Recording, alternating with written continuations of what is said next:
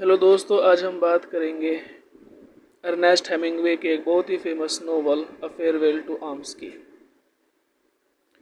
दोस्तों, ये novel basically world war first पर बेस है, क्योंकि 1916 के अंदर जो वर्ल्ड वार फर्स्ट चली है, ये नोवेल उसी के ऊपर बेस है। अर्नेस्ट हेमिंग्वे ने, क्योंकि अर्नेस्ट हेमिंग्वे खुद एक एम्बुलेंस ड्राइवर थे, तो एक ड्राइवर होने के नाते, और वो भी एम्बुलेंस का ड्राइवर, जो वर्ल्ड वार फर्स्ट में जो लोग ज़ख्मी हुए हैं, जिन लोगों की डेथ हो गई है, वो सब इन्होंने अपनी आंखों से देखा था। तो उसी का एक सीन इन्होंने इस नोवेल के अंदर खींचा है। देखते हैं कि ये जो नोवेल है, सबसे पहले अर्नेस्ट हेमिंग्वे, ये राइटर, इसके नोवेलिस्ट का नाम है अर्नेस्ट हेमिंग्वे, और इनको नोबेल प्राइज़ भी मिला हुआ है। अमेरिका के ऑथर हैं, अमेरिकन नोवेलिस्ट हैं, और इन्होंने इस नोवेल को 1929 में पब्लिश कराया था। ठीक है, 1929 में। और ये नोवेल आपको याद रखना है, वर्ल्ड वार फर्स्ट, यानी वर्ल्ड वार फर्स्ट पर इस नोवेल को सेट किया गया है, उस कहानी को इसमें बताया गया है। यहाँ पर एक एम्बुलेंस ड्राइवर की, जो एक अमेरिकन एम्बुलेंस ड्राइवर है, उसकी कहानी को इस नोवेल के थ्रू बताया गया है। ठीक है, और वो एम्बुलेंस ड्राइवर का नाम क्या है इसमें? Frederic Henry. तो यहाँ पर फ्रेडरिक हेनरी को इन्होंने कैरेक्टर बनाया है, और ये फ्रेडरिक हेनरी को आप ये कह सकते हैं कि खुद अर्नेस्ट हेमिंग्वे का अपना एक ऑटोबायोग्राफिकल कैरेक्टर है, क्योंकि अर्नेस्ट हेमिंग्वे खुद एक एम्बुलेंस ड्राइवर थे। ठीक है, तो ये कहानी चलेगी, वर्ल्ड वार फर्स्ट पर बेस रहेगी कहानी, और ये कहानी बताई जा रही है फ्रेडरिक हेनरी के थ्रू, जो कि एक अमेरिकन एम्बुलेंस ड्राइवर है। क्लियर है? अब आगे देखें, ये जो एम्बुलेंस ड्राइवर है फ्रेडरिक हेनरी, ये इटालियन आर्मी के अंदर अपनी सर्विस दे रहा है। कहाँ पर काम कर रहा है? ये इटालियन आर्मी के अंदर, वर्ल्ड वार फर्स्ट चल रहा है, और इटालियन आर्मी के अंदर ये एक एम्बुलेंस ड्राइवर की हैसियत से काम कर रहा है। और इसी के साथ साथ, क्योंकि तो एक ड्राइवर है, कोई ये आर्मी तो है नहीं कि इसको बाकायदा जंग लड़नी है, तो ये ड्राइवर होने के साथ साथ इसका लव अफेयर भी दिखाया गया है। एक ब्रिटिश नर्स है जिसका नाम क्या है? Catherine Barkley. ये आपको दो कैरेक्टर बहुत से अच्छे से याद रखने हैं, एक तो फ्रेडरिक हेनरी का कैरेक्टर और दूसरा कैथरीन बार्कले का। तो कैथरीन बार्कले भी वहीं पर काम कर रही है, लेकिन ये इंग्लैंड की रहने वाली है, जबकि फ्रेडरिक हेनरी अमेरिका का रहने वाला था। तो फ्रेडरिक हेनरी एक एम्बुलेंस ड्राइवर है, जबकि कैथरीन बार्कले एक नर्स का काम कर रही है। तो इन दोनों के बीच में एक लव अफेयर शुरू हो जाता है। नोवेल की अगर बात करें तो इसको 5 बुक्स में डिवाइड किया गया। एक बहुत बड़ा नोवेल है, तो अर्नेस्ट हेमिंग्वे ने 5 बुक्स इसको बनाई हुई हैं, यानी 5 वॉल्यूम्स आप इसके कह सकते हैं। ये जो कहानी है फर्स्ट पर्सन नैरेटिव है, क्योंकि फ्रेडरिक हेनरी खुद एम्बुलेंस ड्राइवर है और अपने थ्रू ही वो कहानी को आगे बताते जाते हैं, तो फर्स्ट पर्सन कहानी का नैरेटिव होगा। कहानी में हेनरी के जो एक्सपीरियंस रहे हैं एक एम्बुलेंस ड्राइवर की हैसियत से इटालियन फ्रंट लाइन के, मैंने वही बताया था आपको कि ये नोवेल क्या है, फर्स्ट पर्सन नैरेटिव है। और फ्रेडरिक हेनरी, क्योंकि अर्नेस्ट हेमिंग्वे का ही एक ऑटोबायोग्राफिकल कैरेक्टर है, तो इसी के थ्रू सारे के सारे एक्सपीरियंस बताए जाएंगे जो भी वर्ल्ड वार फर्स्ट में रहे हैं। और ये एम्बुलेंस ड्राइवर हैं वहाँ के, तो जो भी इन्होंने देखा वर्ल्ड वार फर्स्ट में, वो सारी की सारी चीज़ें इन्होंने इस नोवेल में बताने की कोशिश की है। और इसी के साथ साथ इन्होंने ये भी बताया है कि जब वो एम्बुलेंस के ड्राइवर के लिए काम कर रहे थे इटालियन आर्मी के अंदर, तो वहीं उनकी मुलाकात हो जाती है कैथरीन बार्कले से। कैथरीन बार्कले कहाँ की हैं? इंग्लैंड की रहने वाली हैं, और एक हॉस्पिटल में नर्स का काम कर रही हैं। यहाँ पर वर्ल्ड वार फर्स्ट का एक कैओस है, डिस्ट्रक्शन है, यानी हर जगह तबाही देखने को मिल रही है। लेकिन इसी तबाही के बीच में, इसी कैओस के बीच में, इसी अराजकता के बीच में हेनरी और कैथरीन के बीच में एक पैशनेट और एक डीपली लव पनप जाता है। यानी हर जगह डिस्ट्रक्शन है, तबाही है, वर्ल्ड वार फर्स्ट, लोग मर रहे हैं, सब कुछ हो रहा है, लेकिन उसी के बीच में, इन दोनों के बीच में एक अफेयर की शुरुआत हो जाती है। यहाँ देखें, जो फ्रेडरिक हेनरी है एक एम्बुलेंस ड्राइवर है, और दूसरी तरफ जो कैथरीन बार्कले हैं वो एक हॉस्पिटल के अंदर नर्स हैं। तो इनका लड़ाई से तो कोई लेना देना नहीं है। एक तरफ जंग चल रही है, डिस्ट्रक्शन है, कैओस है, लेकिन दूसरी तरफ इनका एक अफेयर है। ये भी आपको याद रखना है, ये भी इसका एक मेन प्लॉट बनेगा। कहते हैं कि जो जंग है वो पूरे नोवेल के अंदर चलती रहती है, शुरू रहती है, जारी रहती है, और इसी के बीच में जो हेनरी है, फ्रेडरिक हेनरी, वो क्या करता है, with conflict and the senseless violence he witness, कि इसी जो जंग चल रही है तो ये उसका क्या है, विटनेस है। यानी फ्रेडरिक हेनरी अपनी आंखों से सारी चीज़ें देखता है। विटनेस मीन्स गवाह है। जो भी डिस्ट्रक्शन हो रहा है, जो भी डिसइल्यूजन हो रहा है, जितनी भी चीज़ें हैं, इन सारी चीज़ों को लेकर वो कैसा हो जाता है, डिसइल्यूजन, यानी परेशान हो जाता है। हालांकि वो एम्बुलेंस ड्राइवर ज़रूर है, लेकिन वो जो भी चीज़ें देखता है वर्ल्ड वार फर्स्ट में, उसको लेकर वो परेशान है। और चूंकि उस वायलेंस का, जो कि सेंसलेस वायलेंस है, सेंसलेस यानी यही नहीं समझ में आ रहा उसको कि वर्ल्ड वार फर्स्ट आखिर क्यों हो रहा है, तो इन सारी चीज़ों को लेकर डिसइल्यूजन्ड हो जाता है, बिकम्स डिसइल्यूजन्ड। और आखिरकार ही बिकम्स इंजर्ड, वो खुद भी जख्मी हो जाता है। ड्यूरिंग अ बैटल, होता ऐसे है कि एक बार वो बैठा हुआ होता है अपने कैंप के अंदर, तो एक कोई गाड़ी वगैरह आती है और उनके कैंप से वो टकरा जाती है, टक्कर मार दी जाती है, तो उसमें ये खुद भी जख्मी हो जाता है। तो कहते हैं कि ही बिकम्स इंजर्ड, कि फ्रेडरिक हेनरी एक एम्बुलेंस ड्राइवर था, लेकिन उसको भी इस जंग के अंदर, जिसको वो बहुत ही सेंसलेस इस तरह का समझता था, वो खुद उसके अंदर जख्मी हो जाता है। और क्या होता है, ड्यूरिंग अ बैटल, यानी जब जंग चल रही थी, is send to a hospital in Milan to recover, और उसके घुटने के अंदर एक बहुत ही गहरी चोट आ जाती है, जिस पर डॉक्टर उसको 6 महीने का बेड रेस्ट करने के लिए भी बोलते हैं। लेकिन चूंकि उसका इस लड़ाई से कोई लेना देना नहीं था, तो फिर भी वो जल्दी से जल्दी चोट को सही कराने के लिए डॉक्टर से बोलता है। तो मिलान ये इटली का ही एक शहर है, तो जब वो इटली की फोर्स के लिए काम कर रहा है, तो उसको इटली के ही हॉस्पिटल में भर्ती करा दिया जाता है, एडमिट करा दिया जाता है। और वहाँ पर कैथरीन, जो कैथरीन बार्कले है, उसका भी इसी हॉस्पिटल के अंदर ट्रांसफ़र करा दिया जाता है। कैथरीन बार्कले का तो अफेयर था इससे, तो उसका भी, और वो नर्स थी, तो इसी हॉस्पिटल में ट्रांसफ़र हो गया। And two of them spend a blissful period of time, और ये जो टाइम रहा इनका हॉस्पिटल का, ये वहाँ पर एडमिट रहा और वो वहाँ पर नर्स रही, तो दोनों का ब्लिसफुल टाइम रहा, बहुत ही अच्छा इनका टाइम वो गुजरा है। क्या करते हुए, enjoying their love away from the war, यानी एक तरफ जंग चल रही है और एक तरफ जंग से दूर ये दोनों का जो है अपने लव को एंजॉय कर रहे हैं। However their happiness is a short lived, कुछ भी हो, इनकी जो खुशी थी वो बहुत थोड़े से समय के लिए थी। क्यों? क्योंकि कैथरीन बिकम्स प्रेग्नेंट, क्योंकि जो कैथरीन है वो प्रेग्नेंट हो जाती है। And their idyllic life is disturbed by the impending birth of their child on going war, कि इनकी खुशी थोड़े ही दिन चली, वो आखिरकार कैथरीन प्रेग्नेंट हुई, और दूसरी तरफ जो जंग है वो चल रही है और उनको अब इस बच्चे को जन्म देना है। अब वो कैसे जन्म देना है, ये इनके लिए मुश्किल हो जाती है। और ये जो ट्रेजेडी है, ये जो मुश्किल समय है, ये कैथरीन के साथ में चलता रहा, यहाँ तक कि कैथरीन की डेथ हो जाती है ड्यूरिंग द चाइल्ड बर्थ। जब वो बच्चे को जन्म दे रही थी तो उसी समय इसकी डेथ हो जाती है। होता ये है कि जो बच्चा है वो भी स्टिल बोर्न आप कह सकते हैं, यानी मरा हुआ पैदा होता है, और कैथरीन की बहुत ज़्यादा ब्लड बहने की वजह से, ब्लीडिंग की वजह से उसकी डेथ हो जाती है, तो बच्चा भी मर गया और ये खुद भी मर जाती है। और उसके बाद में जो, जैसे कि हेनरी फ्रेडरिक समझ रहा था कि उसकी लाइफ अब अच्छी चलने वाली है, वो उसके लिए मुश्किल भरी बन जाती है। और ये नोवेल एंड हो जाता है reflecting on the emptiness and futility of the war and his profound loss. ये नोवेल ख़त्म होता है किसके साथ में, रिफ्लेक्ट करते हुए एम्प्टीनेस को and futility of the war, यानी जो वार हुई थी उसकी एम्प्टीनेस, यानी उसका कोई भी रिजल्ट नहीं निकलता।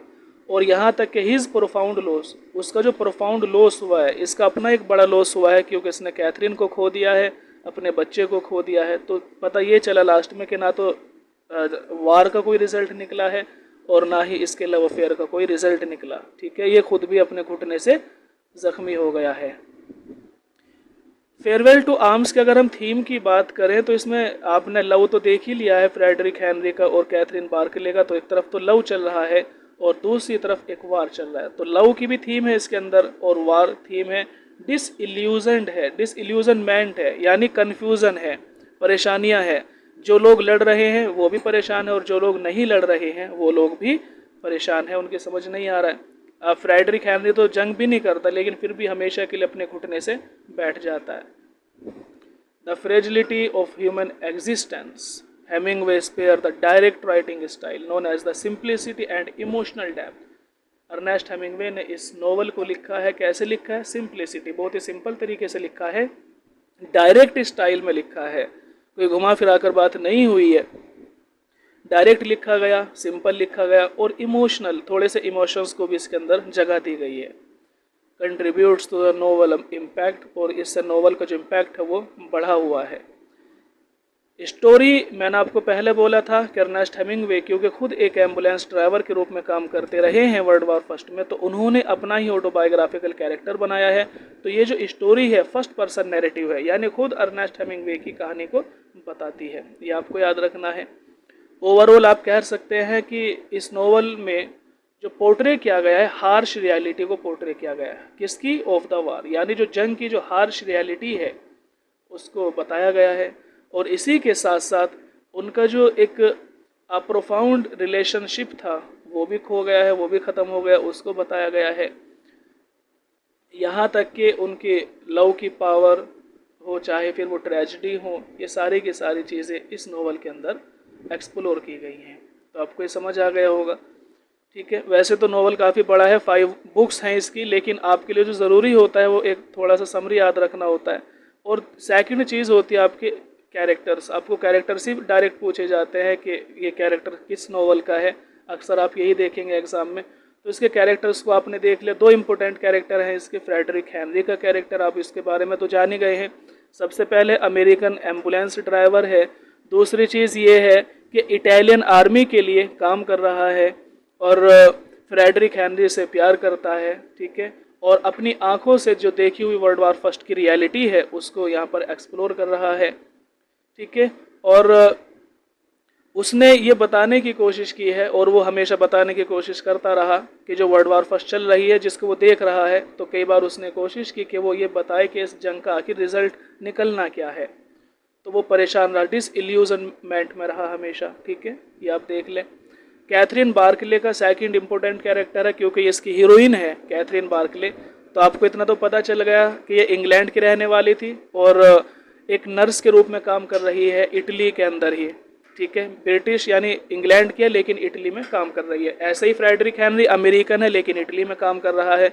तो कैथरीन बार्कले ये एक नर्स है, और कैथरीन बार्कले फ्रेडरिक हेनरी से प्यार करती है, इनके बीच में अफेयर है, और उसके बाद में इनका रिलेशनशिप स्ट्रॉन्ग होता चला जाता है। आखिरकार कैथरीन बार्कले फ्रेडरिक हेनरी के बच्चे के लिए जो प्रेग्नेंट हो जाती हैं, और आखिरकार इनका जो वो बच्चा है उसकी डेथ हो जाती है, स्टिल बोर्न पैदा होता है, और कैथरीन बार्कले की खुद भी डेथ हो जाती है, खुद भी वो मर जाती है फास्ट ब्लीडिंग की वजह से, ठीक है। तो ये आप दोनों कैरेक्टर ये बहुत ही ज़्यादा इम्पोर्टेंट हैं। सेकंड इम्पोर्टेंट कैरेक्टर आप देखें रिनाल्डी है। रिनाल्डी क्या है? ये जो फ्रेडरिक है, जो क्योंकि ये एक स्कूल में कॉलेज में पढ़ाई कर रहा था, तो वही हॉस्टल में इसका जो एक रूममेट था वो था रिनाल्डी। रिनाल्डी क्या है? फ्रेडरिक इटालियन रूममेट और क्लोज फ्रेंड है। फ्रेडरिक का बहुत ही क्लोज फ्रेंड रिनाल्डी है। आप नाम ही देख ले रिनाल्डी, यानी इटालियन है ये कोई, ठीक है। ये क्या है? ये एक सर्जन है। रिनाल्डी खुद भी एक सर्जन है, डॉक्टर है, और ये वुमेनाइजिंग करता है। देखा होगा हॉस्टल लाइफ कुछ ऐसे ही होती है। वो इंजॉयज वुमेनाइजिंग, औरतों को फंसाता है, एंड पार्टी वगैरह करता रहता है, इन चीज़ों पर यकीन रखता है, ठीक है। और वो ही फ्रेडरिक को कैथरीन से इंट्रोड्यूस कराता है, क्योंकि खुद ये एक सर्जन है। अब उसे क्या मतलब हॉस्पिटल से फ्रेडरिक को, वो तो एक ड्राइवर था तो वो बाहर, लेकिन इन दोनों की मुलाकात रिनाल्डी ही कराता है, हीरो हीरोइन की हमारी। और यहाँ पर ये बहुत ही ज़्यादा चार्मिंग होता है और बहुत ही ज़्यादा इसकी लाइवली पर्सनैलिटी होती है रिनाल्डी की, क्योंकि एक अच्छा डॉक्टर है, सर्जन है, तो आप इसको ध्यान रख लें। रूममेट है फ्रेडरिक का, बहुत अच्छा दोस्त है। दोनों की मुलाकात रिनाल्डी ही कराता है, बहुत अच्छी वुमेनाइजिंग करता है, पार्टी वगैरह पे यकीन रखता है हमारा रिनाल्डी। लेफ्टिनेंट कर्नल मेयर्स इतना इम्पोर्टेंट तो नहीं है, लेकिन आप माइनर में इसको देख लें। एक अमेरिकन ऑफिसर है जो कि इटालियन आर्मी में ही काम कर रहा है ये भी, और फ्रेडरिक के साथ में इस कर्नल की इस लेफ्टिनेंट की बहुत अच्छी दोस्ती है। रिनाल्डी के साथ में भी इसकी दोस्ती है, ठीक है। और ये एक अहम रोल निभाता है लेफ्टिनेंट, जबकि फ्रेडरिक का ट्रांसफ़र करा दिया जाता है, ठीक है, उसमें इसका अहम योगदान है। इसी के साथ काउंट ग्राफी हैं, ये भी एक बूढ़े इटालियन ऑफिसर हैं, ठीक है, जो कि फ्रेडरिक के ये भी दोस्त ही हैं, और ही इज़ वाइज, बहुत ही अक्लमंद है काउंट ग्राफी, क्योंकि बूढ़े हैं, काफ़ी समय हो गया इनको ऑफिसर के रूप में काम करते हुए। और इसी के साथ साथ फिलोसफिकल इंसाइट, बहुत ही ज़्यादा फ़लसफियाना बात करते हैं, है ना, किस चीज़ को लेकर, लाइफ और लव दोनों को लेकर इनके अच्छे एक्सपीरियंस हैं। तो काउंट ग्राफी लाइफ, लव और बहुत सारी चीज़ों के ऊपर फिलोसफियाना बात करते हैं। एमओ, ये भी इटालियन नाम में हो सकता है कि प्रोनाउंस में थोड़ी प्रॉब्लम है, क्योंकि इटालियन नेम है ये, तो आप थोड़ा सा देख लें इनको प्रोनाउंस। एमओ है, ये भी एक इटालियन सोल्जर हैं। ये क्या कर रहे हैं, हमेशा ही फ्रेडरिक के लिए ये वफादार रहे हैं, ठीक है, क्योंकि ये एक एम्बुलेंस ड्राइवर थे, कोई सोल्जर तो नहीं थे हमारे फ्रेडरिक, लेकिन जो सोल्जर का काम कर रहे थे, इनकी सुरक्षा का काम कर रहे थे, वो एमओ कर रहे थे। Is portrayed as a loyal friend, उनको एक लॉयल फ्रेंड के रूप में बताया गया है। गुड नेचर्ड इंडिविजुअल, अच्छी जो है फितरत वाला गुड नेचर्ड इंसान है एमओ, हमेशा ही फ्रेडरिक का ध्यान रखते हैं। बोनेलो, ये भी एक इटालियन सोल्जर हैं और फ्रेडरिक के ये भी दोस्त ही हैं, ठीक है, और इनको पोर्ट्रे किया गया है एक जोवियल कैरेक्टर के लिए, ठीक है। और फिर आप हेलन फर्गसन देख लें, लेकिन जो इसमें कुछ दो इम्पोर्टेंट कैरेक्टर आप यहाँ देख सकते हैं। एक तो ये देख लें आप डॉक्टर वैलेंथिनी, डॉक्टर वैलेंथिनी का इम्पोर्टेंट रोल है। एक इटालियन सर्जन है, ठीक है, एक तो उसका दोस्त सर्जन था, एक ये भी इटालियन सर्जन है, जो कि अमेरिकन हॉस्पिटल आते हैं, और वहाँ पर हॉस्पिटल में क्या करते हैं, हेनरी मस्ट वेट 6 मंथ, ये जो कहते हैं ना कि उसको 6 महीने का वेट करना पड़ेगा, ये डॉक्टर वैलेंथी ही है जो उसको 6 महीने का बेड रेस्ट के लिए बोलते हैं, क्योंकि having an operation on his leg, उसके घुटने का एक ऑपरेशन होना था, तो डॉक्टर वैलेंथी ने कहा कि ऑपरेशन से पहले 6 महीने उनको रेस्ट करना पड़ेगा, तभी ऑपरेशन मुमकिन हो पाएगा। तो ये डॉक्टर वैलेंथी हैं, आप इनका ध्यान रखें। In agreeing to perform surgery the next morning, लेकिन फ्रेडरिक को ये चीज़ें गवारा ना हुई, उसने कहा कि 6 महीने का बेड रेस्ट तो नहीं करेगा, तो वो नेक्स्ट मॉर्निंग ही फ्रेडरिक जिद करता है, तो उसके टांग का ऑपरेशन कर दिया जाता है। डॉक्टर वैलेंथी को कैसे दिखाया गया है, सेल्फ एश्योरेंस है, कॉन्फिडेंस है, ठीक है, फुल कॉन्फिडेंट होते हैं। एंड हेनरी को हमेशा ही सेलिब्रेट करते हैं, उसको परेशान नहीं करते। उसने कहा कि नेक्स्ट मॉर्निंग अगर ऑपरेशन होना है तो नेक्स्ट मॉर्निंग उसका ऑपरेशन कर देते हैं। लेकिन इसी के उल्टा आप एक डॉक्टर को देखें जो कि मिस वैन कैम्पेन है, ये भी डॉक्टर हैं। कैसी हैं, द सुपरिटेंडेंट ऑफ नर्स, यानी जो नर्स हैं, जैसे कि बार्कले हैं, कैथरीन बार्कले, तो उनकी सुपरिटेंडेंट है ये, तो बहुत ही सख्त मिजाज की हैं, गुस्सेल हैं, ठीक है। तो कहते हैं कि मिस वैन कैम्पेन कैसी हैं, स्ट्रिक्ट हैं, बहुत ही स्ट्रिक्ट है, अनप्लीजेंट है, कोल्ड, मतलब कोल्ड का मतलब ये है कि आप कुछ भी बोलते रहें, डॉक्टर से ऐसे बोलते रहते हैं तो किसी की सुनती नहीं है, कोल्ड है, शांत रहती है, बिल्कुल किसी की नहीं सुनती। एंड अनप्लीजेंट, और बिल्कुल अनप्लीजेंट है। She disapproves of Henry of remains of cool terms with throughout his stay, जब तक भी वो हॉस्पिटल में रहा फ्रेडरिक, तो ये उसको हमेशा डांट डपट उसके साथ में करती रही हैं। तो ये मिस वैन कैम्पेन का डॉक्टर वैलेंथी, ये दो डॉक्टर हैं। ये तो मिस वैन कैम्पेन तो एक नर्स की सुपरिटेंडेंट है, लेकिन डॉक्टर वैलेंथी एक सर्जन है जो कि उसके घुटने का ऑपरेशन करते हैं, ठीक है। तो ये इंपॉर्टेंट कैरेक्टर आपको पता चल गए होंगे, उम्मीद करता हूं आपको समझ आ गया है। मिलते हैं आपसे नेक्स्ट वीडियो में।